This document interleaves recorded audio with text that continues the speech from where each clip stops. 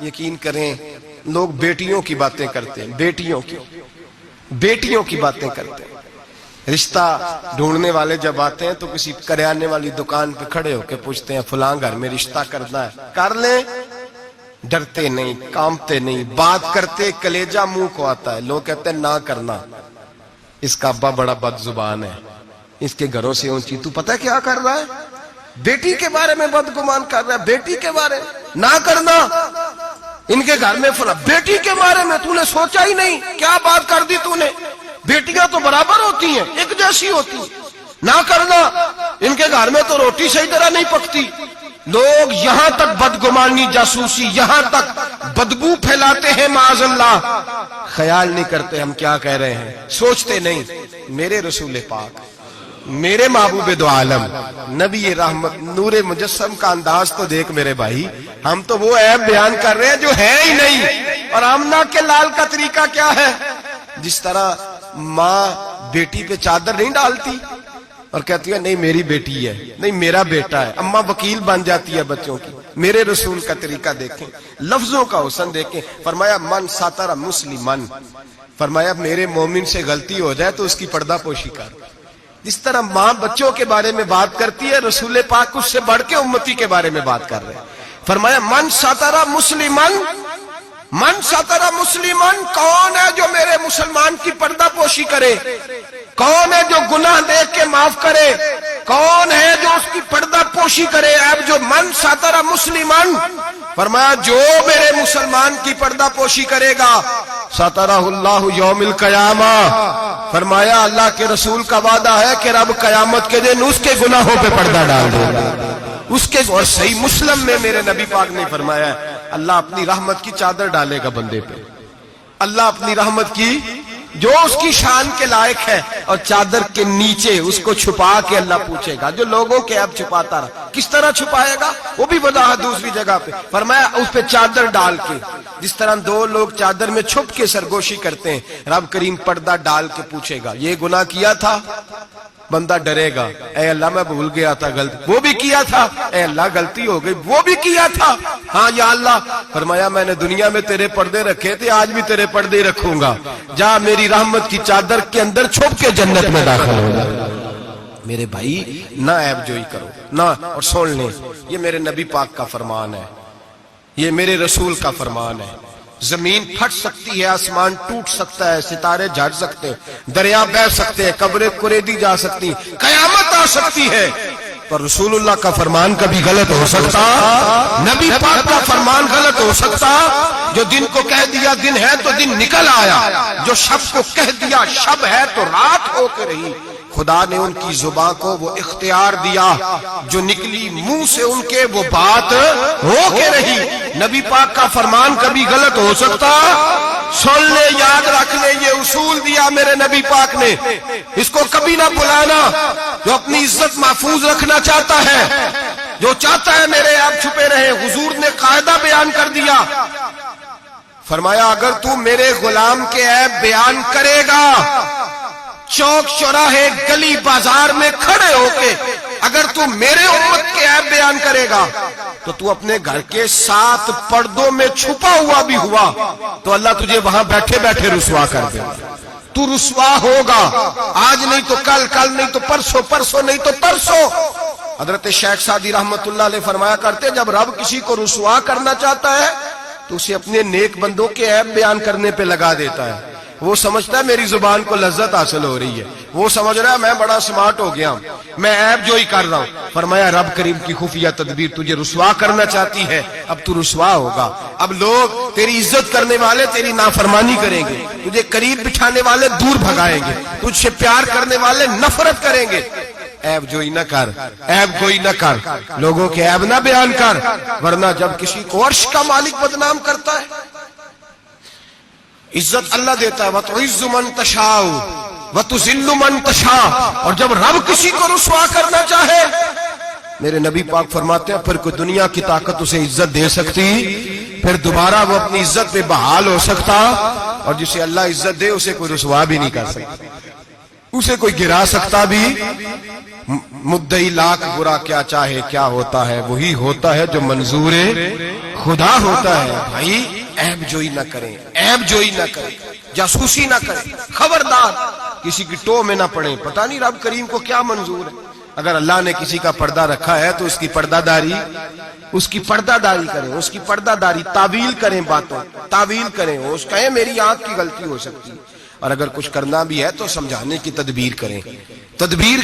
اور بزرگ فرماتے ہیں کچھ نہیں ہو سکتا تو اس کی ہدایت کے لیے دعا کریں, اللہ کی بارگاہ میں اس کی ہدایت کے لیے دعا کریں, اس کی ہدایت کے لیے رب کریم کی بارگاہ دعا کریں. حضرت عمر فاروق رضی اللہ مدینے کی گلی میں گھوم رہے تھے, ایک گھر سے گانے باجے کی آواز آنے لگی. حضرت عمر بڑے جلالی تھے, گناہ دیکھ کے بڑا جلال کرتے. ذرا کو گردن جھکائی, آپ نے نظر پڑی دروازے کی اوٹ سے, دیکھا کہ اندر تو شراب بھی پڑی ہوئی ہے. حضرت فاروق اعظم رضی اللہ تعالیٰ عنہ چھلانگ لگائی اور گھر کے اندر چلے گئے. آپ نے دیکھا شراب کا مٹکا پڑا ہے, وہ شخص ہے. آپ کہنے لگے دو گناہ کر رہے ہو, گانا باجا بھی اور شراب بھی. اور شخص کہنے لگا حضور میں نے 2 گناہ کیے ہیں, اور اگر آپ محسوس نہ کریں تو آپ سے 3 ہو گئے. میں کون سے؟ اور میں پہلی بات تو یہ کہ آپ نے جاسوسی کی, قرآن کہتا نہیں کرنی چاہیے. دوسری بات یہ کہ آپ چھلانگ لگا کے آئے, قرآن کہتا ہے وَأْتُوا الْبُيُوتَ مِنْ أَبْوَابِهَا, گھروں میں دروازوں سے آیا کرو. اور تیسری بات یہ کہ آپ نے اجازت نہیں لی. اور اگلی بات یہ کہ آپ نے یہ کنفرم ہی نہیں کیا کہ میں شرابی ہوں, کہ نہیں آپ نے ایسے ہی کہہ دیا ہے, پتہ نہیں میں منع کرنے آیا ہوں, پتہ نہیں میں کسی ارادے سے آیا ہوں. وہ شخص کہتا ہے حضرت عمر کو یہ بات کہی تو میں نے اس پہاڑ کو کانپتے ہوئے دیکھا. حضرت عمر فاروق سجدے میں گر کے رونے لگے, کہنے لگے اللہ مجھ سے غلطی ہو گئی ہے, مجھے معاف کر دے. کہتے عمر کو روتا دیکھا تو وہ عورت جو گالا گا رہی تھی وہ بھی رونے لگی, چیخنے لگی, کہنے لگی عمر دنیا میں مجھے کوئی باز نہیں کر سکا, پر تیرے آنسوؤں نے مجھے باز کر دیا ہے. آج کے بعد یہ کام نہیں کروں. مٹکے توڑ دیے گئے, پورے خاندان نے توبہ کر دیا. اور میرے بھائی ہمارے بزرگ ذرا سی بات کو یہ احساس دلاتا تھا تو مان جاتے. یہاں تو میرے بھائی ایک تو لوگ عیب جوئی کرتے, عیب جوئی کرتے, اور اس عیب کو اچھالتے گلیوں میں کوچوں میں. اچھے اچھے لوگوں کی, سفید داڑھی والے لوگوں کی, اعزاز والے لوگوں کی, اچھے گھرانے کے لوگوں, صاف ستھرے مزاج لوگوں کی, پاکیزہ طبیعت لوگ, علماء کی, مشائخ کی, صوفیاء کی, لوگ پگڑیاں اچھالتے ہیں. ایسا نہ کریں, جاسوسی نہ کریں. میرے رسول کریم سید عالم صلی اللہ علیہ وسلم پردہ پوشی فرماتے تھے. حضور پردہ پوشی فرماتے تھے. میرے نبی پاک نے پردہ پوشی کا حکم دیا. میرے حضور کے غلام پردہ پوش تھے. نبی پاک کے ماننے والے بول کے بتائیے, حضور کے ماننے والے, میرے محبوب کا کلمہ پڑھنے والے, پردہ پوش, پردہ پوش. امام حسن کا اپنی بیوی سے اختلاف ہو گیا, طلاق دینے کا ارادہ کیا. امام حسین کہنے لگے کہ بھائی جان کیا مسئلہ, کیوں طلاق دینے لگے ہو؟ فرمایا میری بیوی ہے, میں اپنی بیوی کی بات تیرے ساتھ کیوں کروں؟ ہن لباس لکم وانتم لباس لہن, میں اس کا لباس ہوں, میرا لباس, تیرے ساتھ کیوں بات کروں؟ کچھ دن گزرے تو امام حسن نے طلاق دے دی. امام حسین کہنے لگے اب تو بتا دیں کیا مسئلہ تھا. فرمانے لگے وہ غیر محرم ہو گئی ہے, میں کسی غیر محرم کی بات تیرے ساتھ کیوں کروں؟ وہ غیر محرم ہو گئی, غیر محرم کی ڈسکس کروں تیرے ساتھ, میں نہیں کرتا. میرے بھائی بات کو سمجھے. حضرت امام میں, اور کتنی پردہ پوشی, اللہ اکبر, کتنی پردہ پوشی. تیری نسل پاک میں ہے بچہ بچہ نور کا, تو ہے نے نور تیرا سب کرا. کتنی پردہ پوشی. امام حسن کو زہر دے دیا گیا, اور امام حسن کو پتا تھا کس نے دیا ہے. امام حسین سرانے بیٹھے, بھائی بھائیاں دے ویری ہوندے تے بھائی بھائیاں دیاں باواں. حضرت امام حسن انتقال ہو رہا ہے, آخری وقت, امام حسین رو رہے ہیں, میرا بھائی جا رہا ہے, میرا بھائی جا رہا ہے. کہنے لگے حسن میں تیرے قاتل کو چھوڑوں گا نہیں, میں تیرے قاتل کو چھوڑوں گا نہیں. پردہ پوشی دیکھو فاطمہ کے جگر گوشے کی, پردہ پوشی دیکھو مولا علی کے شہزادے کی, پردہ پوشی دیکھو جنہوں نے میرے رسول کے کندھوں پر سواری فرمائی تھی, پردہ پوشی دیکھو. حضرت امام حسن کہنے لگے کیا کہے گا تو؟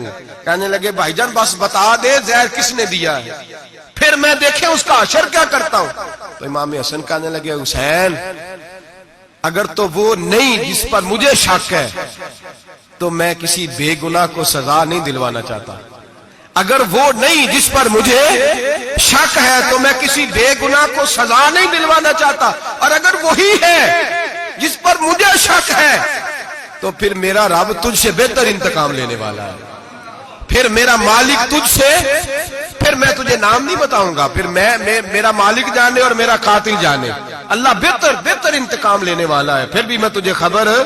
میرے بھائی یہ پردہ پوشی، یہ پردہ پوشی ہمارے تو زمانے کے اندر خوبیاں چھپ گئی ہیں، خوبیاں چھپ گئی ہیں، یقین کریں، اور خامیاں ہر گھر کی، ہر خاندان کی، ہر برادری کی، ہر علاقے کی، ہر جماعت کی خامیاں سر عام ہیں، اور ہمارے ٹی وی پہ جو روز ٹاک شو ہوتے ہیں وہ خامیاں ہی تو بیان کرنے کے لیے ہوتے ہیں، ہماری اخباروں میں جو روز خبریں چھپتی ہیں وہ خیر کی تو نہیں چھپتی، وہ روز عیب بیان کرنے کی تو، اور کئی ہفتوں کے بعد کہا جاتا ہے کہ وہ غلطی لگ گئی تھی، اصل واقعہ تو اور تھا، تو نے تحقیق ہی نہیں کی، اتنا ظلم کر دیا، 6 سال 10 سال ایک آدمی کی پگڑی اچھلتی رہی، رسوا ہوتا رہا، اور پھر 10 سال کے بعد کا باعزت بری کرتے، پہلے تحقیق تو کر لیتے، عزت تو اچھل گئی، تماشا تو لگ گیا، ہر چوک چوراہے میں بات تو ہو گئی، اور اب باعزت کا لفظ کا کیا مطلب؟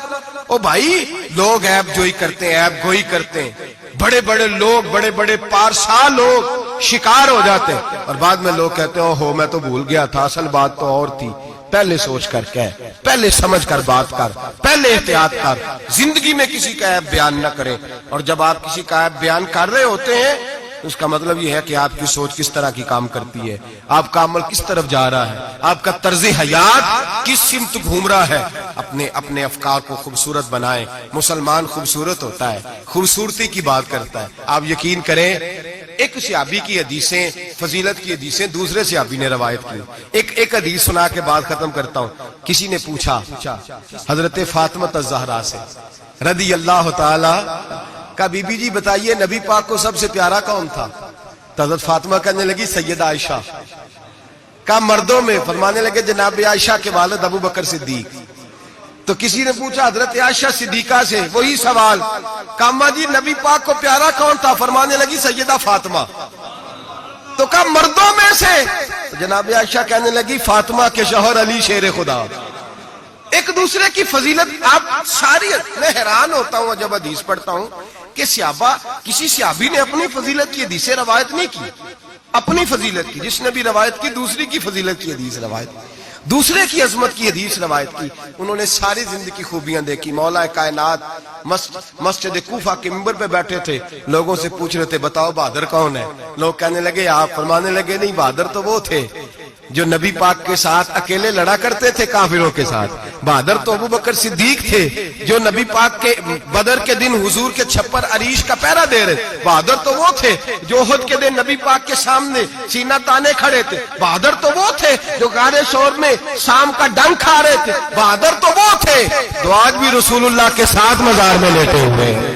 میں وہ صحابہ ایک دوسرے کی فضیلت بیان کرتے، ایک دوسرے کی عظمت بیان کرتے، ایک دوسرے کی شان اور عظمتوں کا تذکرہ کرتے، حضرت سیدنا ابو بکر صدیق حضرت علی کی شان بیان کرتے، مولا علی سیدنا ابو بکر کی، عثمان غنی حضرت سیدنا عمر کی شان بیان کرتے، جناب عمر عثمان غنی کی عظمت بیان کرتے، وہ تو خوبیاں بیان کرتے تھے، ان کے منہ کو تو شہد لگا ہوا تھا، وہ تو ایک دوسرے کے بارے میں میٹھی بولی بولتے، ہم صرف اپنی بات، میں اچھا باقی غلط، میں اچھا، خدا مجھے ایسی خدائی نہ دے کہ اپنے سوا کچھ دکھائی نہ دے، خدا مجھے ایسی خدائی نہ دے کہ اپنے سوا کچھ دکھائی نہ دے۔ آنکھیں کھول کے دیکھا کریں، میرے رضا فرماتے ہیں لوگ چھت پہ چڑھ کے دیکھتے ہیں اس لیے دنیا چھوٹی چھوٹی نظر آتی ہے، اللہ کرے زمین پہ بیٹھ کے اوپر دیکھیں لوگ بڑے بڑے نظر آئیں گے، بڑے بڑے نظر آئیں گے۔ مٹھاس پیدا کر، خوبصورتی پیدا کر، توانائی پیدا کر، سوچ کو صحت مند کر، ذہن کو بیمار نہ کر، خیر کی آنکھیں کھول کے دیکھ، تجھے زمانے میں بڑا حسن نظر آئے گا،